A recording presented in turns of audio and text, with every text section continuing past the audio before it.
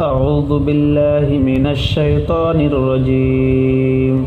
بسم الله الرحمن الرحيم.